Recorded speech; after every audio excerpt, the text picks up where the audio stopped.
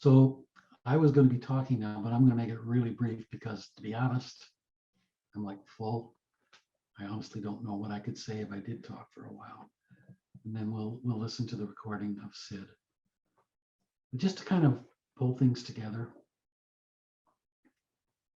I love when Sid talked about everybody on earth is looking for silence. Right? There's something about that just really touches me because I know that's what I was looking for. I didn't know when I was looking for it, you know.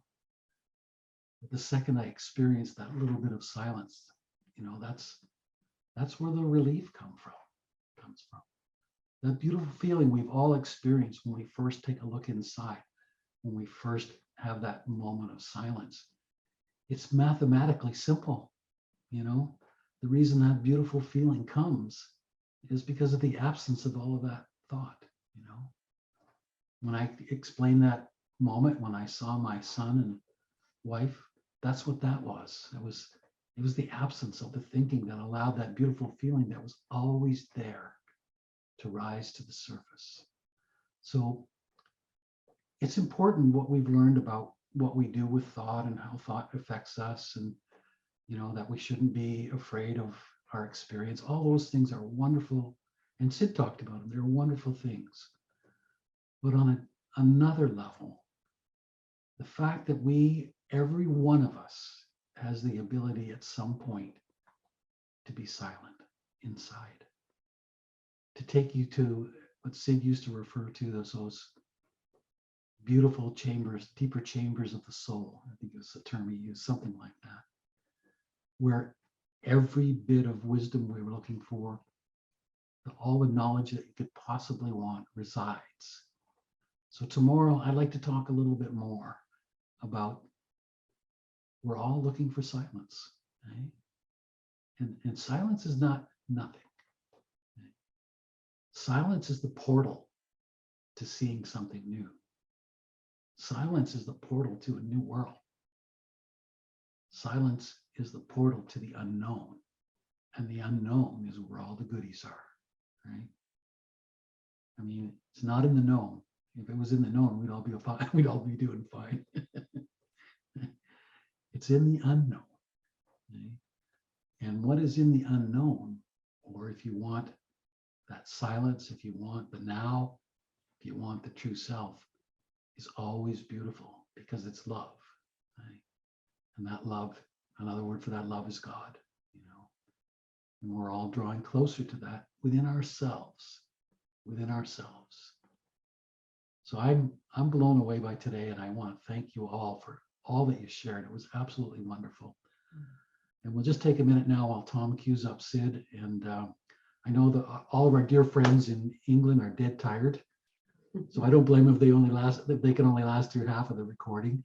And then we have friends who are listening from Kuwait and Saudi Arabia, and the sun's coming up, I think. So I don't know what they want to do. But thank you all for being with us today. We'll look forward to seeing you at 9 tomorrow morning. And we're looking forward to having Elsie join us at 11 as a guest speaker. I know she's really looking forward to it.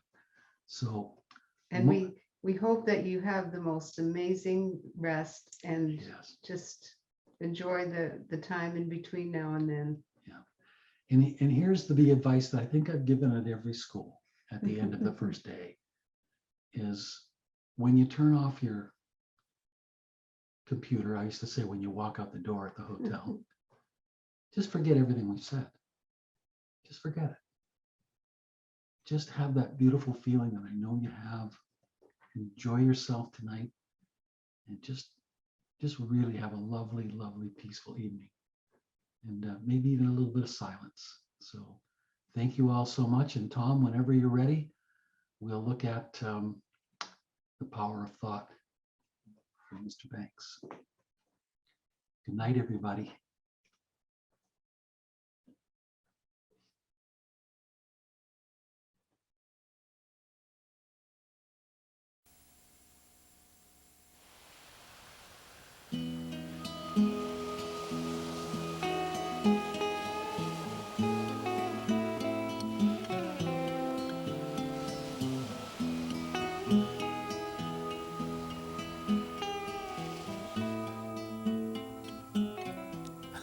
I don't know what to say.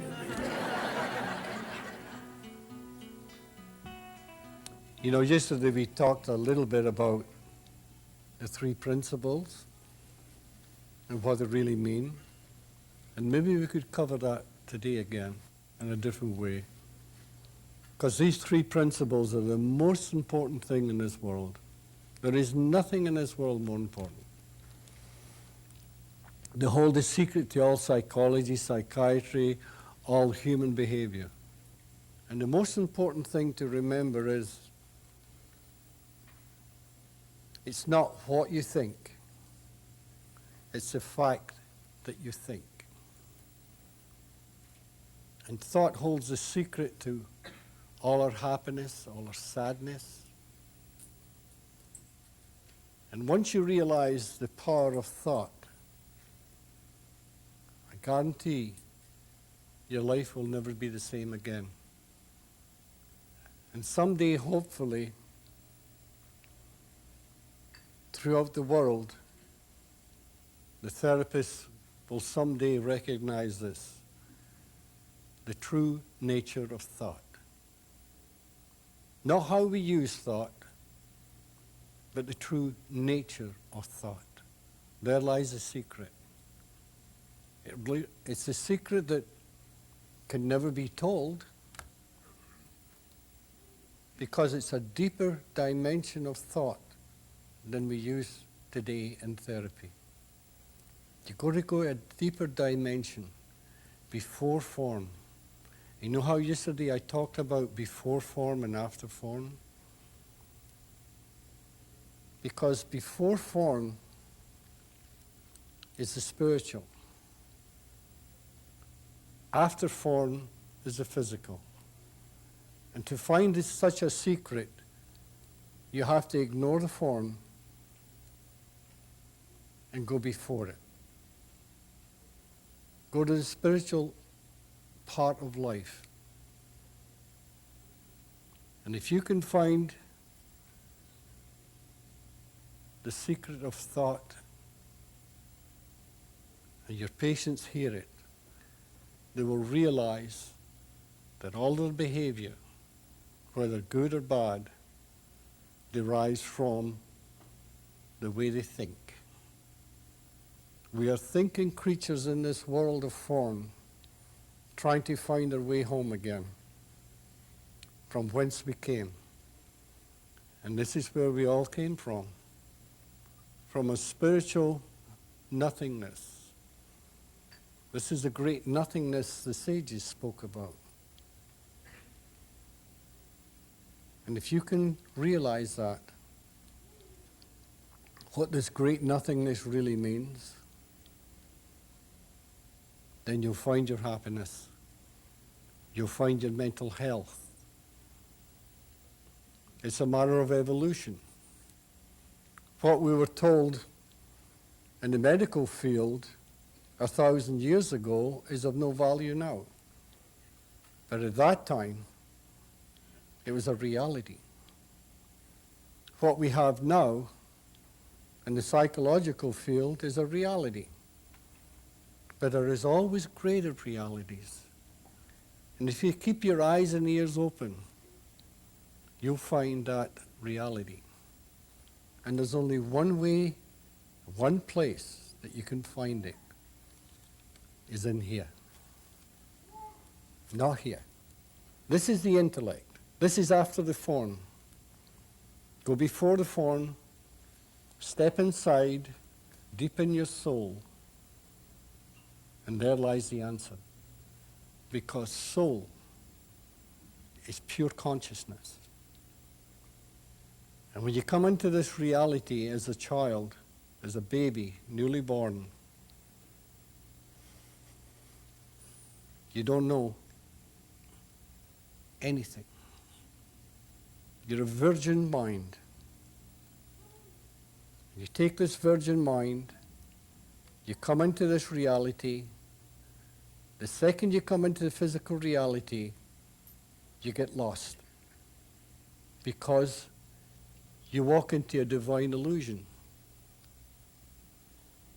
And you get lost in this divine illusion. And what keeps you here is something called your free will. And from this free will, and the three principles, you see life as a form. And what you have to do, again, I tell you, you have to step inside before the form to the formless.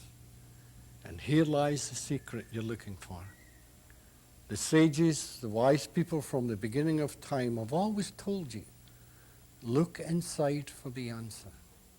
Another way to say the same thing is look within. There's two words meaning the same thing. Ignore the words. Totally ignore what I'm saying. Now, the first time I ever said that to an audience, they said, well, what's the sense of listening? But you listen to another dimension of thought. You step inside. And when you find this, what you're looking for, when you find this inner wisdom, what happens is it's purity of thought. That's what wisdom is. And you take this purity of thought, then you see a different world. That's why when a human being has a true insight, a true revelation, from then on, the world will never, never, never be the same again. Because once your consciousness rises, you will never go back to where you were before, because you know better. Now, I know some of you people will say, you know, I've lost it.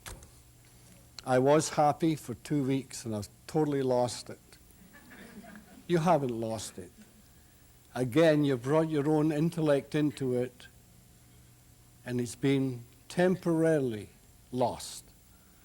But if you can see the lostness is created from the wrong usage of your mind, your consciousness, and your thought, you'll go back to where you started, and you'll find that happiness again.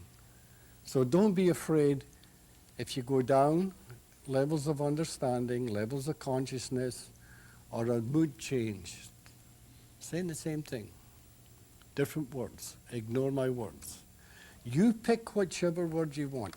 And if you're listening to me and you say, well, maybe Sid should say this word, you say it to yourself. Because that's your guide, whatever you think. Nobody can tell you how to think. Nobody can tell you how to behave. I can tell you how I behave and how I think, but then you have your free will. And you must see life the way you want. And the free will is one of the greatest gifts of all. And nobody but nobody can take it away from you. They can make you a prisoner. They can put you in jail. You could live in a country that you're not allowed to think out loud. But in reality, nobody can take it away from you. Because deep inside, you have your own ideas, your own concepts of what life is. And that's the way it should be. When a person gets lost, and they're sad, and they're lonely, and they see life in a negative way, and they come to you people for help. If you can explain to them the power of their own thoughts, this will take them out of it, and they'll find their happiness. And once they do this, they look back and they'll wonder why they ever thought that way. Because they've found a new life. And I know there's a lot of people in here that have been in that position and they've found a new life. a life they never even knew existed. Like I found a life that I never knew existed. And people will tell you, well, you've got to keep coming back to me for at least 10 years before you're okay. Don't believe that. If you believe that, do you know what happens? You'll wait 10 years.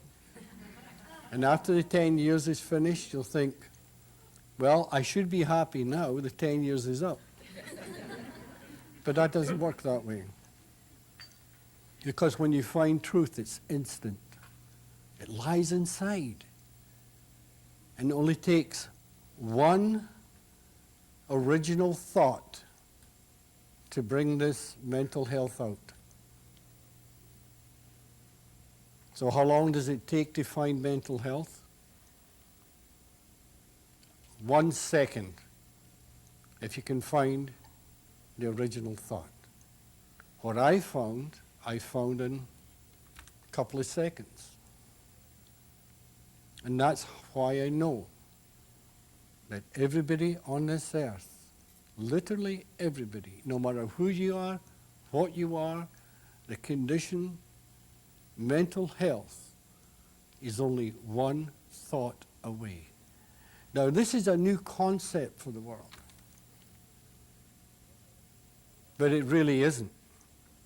Because from the beginning of time, the sages and the wise have told you the same thing.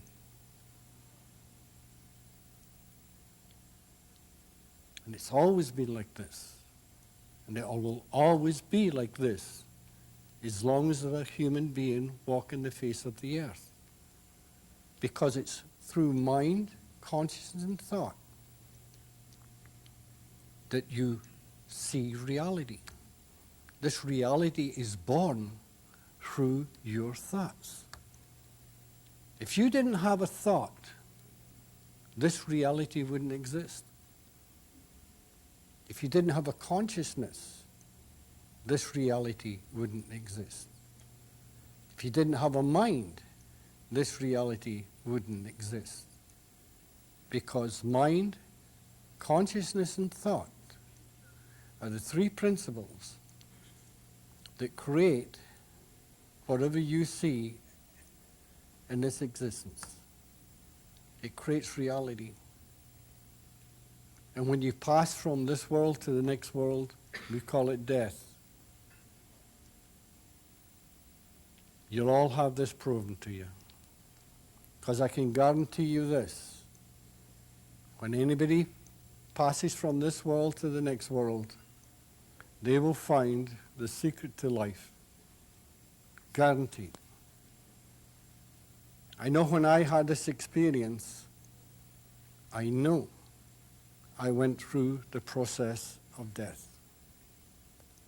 Do you know how it says in some writings, you've got to die to live? And it's true. You ever hear of people having a near-death experience? They always say it's spiritual, and they're never the same again. Well, I was blessed. I know I was.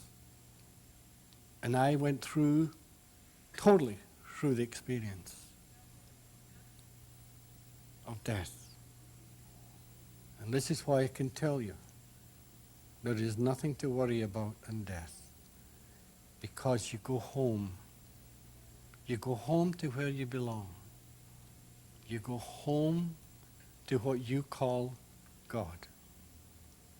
And God is the energy of all things, whether in form or formless. This is where the great oneness takes place, because the form and the formless are one, because they're all the same energy in a different disguise. Or another way to say it, they're all the same energy, only in a different form. They're the same state of consciousness in a different form. Because that's what life is. It's a ball of consciousness. Nothing else but pure consciousness. It's God consciousness. And if you ever find out the true meaning of what I'm saying right now, you'll find out the true meaning of mind. And mind is everything in this world, again, whether in form or formless. I'm going to keep talking about form and formless. This is a great oneness. This is why there can only be one God. Because both are the same thing in a different disguise.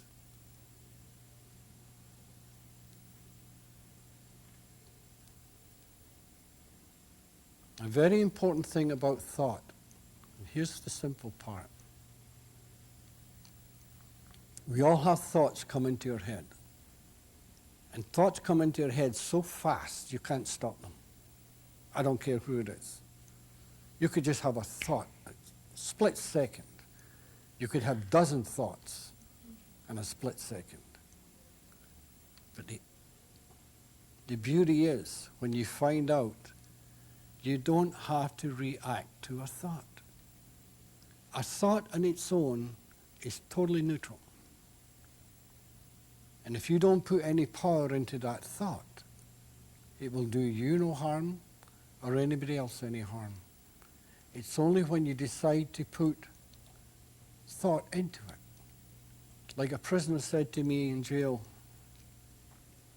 said, I used to have thoughts come into my head. And he says, I figured I had to go with that thought because it was my thought. And he never realized you could ignore it.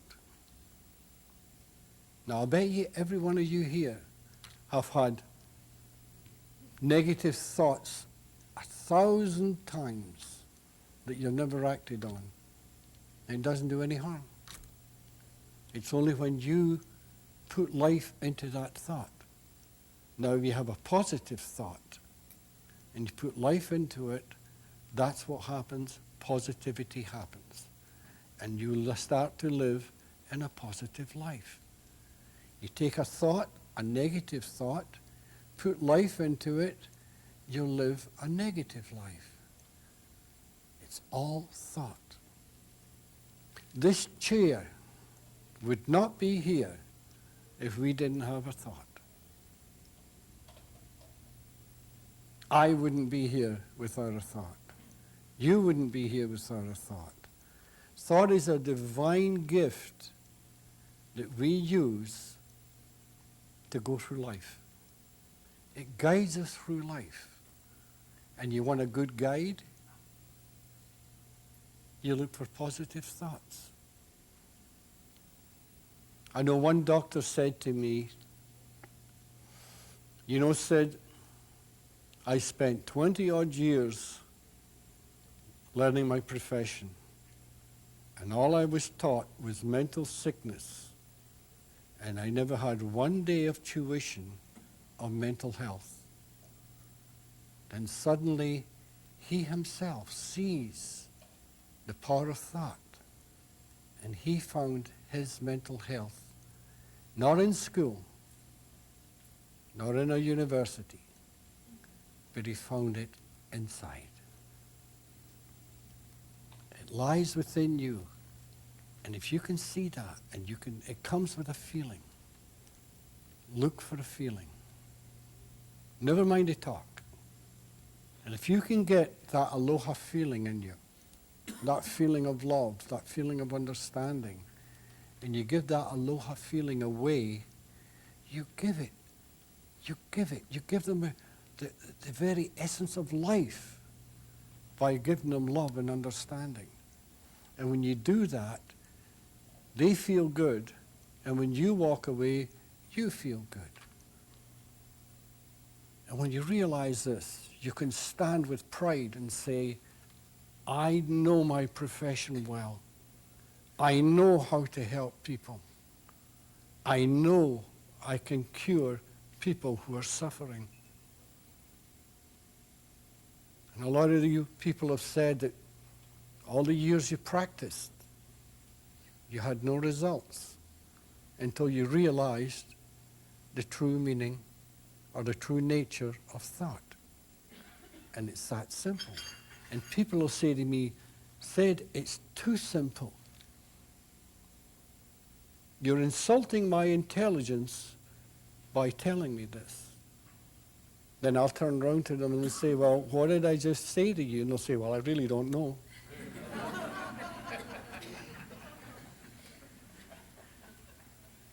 Look for simplicity. Because in simplicity lies the secret to all complexity.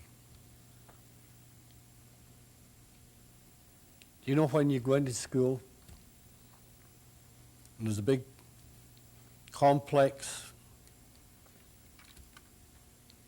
question comes up, and it's very complex.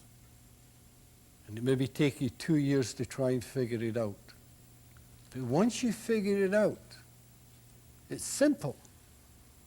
Then you become a professor. Then you turn around to your student and say, I'm going to tell you something very simple. But to them, it's not simple. But because you found it, it's simple to you.